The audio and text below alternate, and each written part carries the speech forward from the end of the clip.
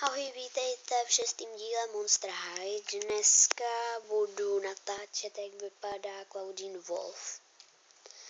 Takže má takový hnědý vlasy, zlatý oči, takovou fialovou rtěnku, zuby, takový fialový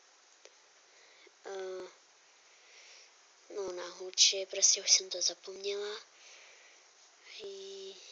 Tady mám fialový šaty a má takový podobný až na tkaničky boty Goalie Yelps. Takový. Má takovou kabelku a ukážu vám deníček. No vlastně ještě kočku.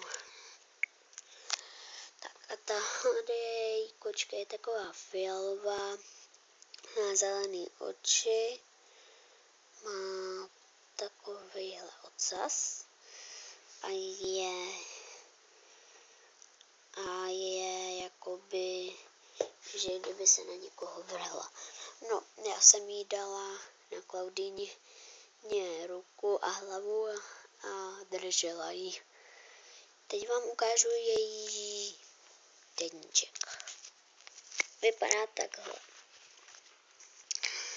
Tento deníček patří Claudine Wolf.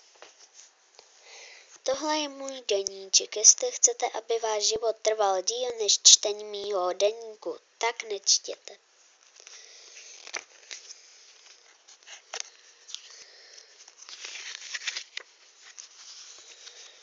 O mě zase slovensky nebo česky.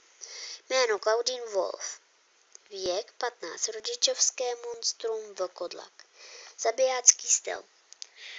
Jsem drsněčka, ulítlá na módu, s drzým přístupem bez hranic. Jsem taky úžasná, dovedu vystrašit a jsem zcela oddaná svým kamarádům.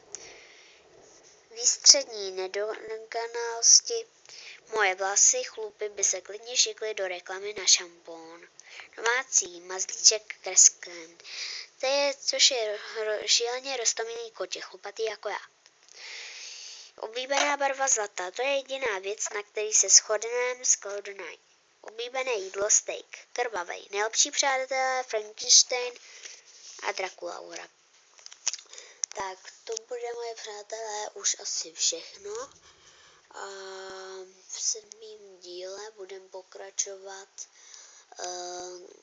Claudine Wolf na diskotéce. Tak zatím ahoj a komentujte.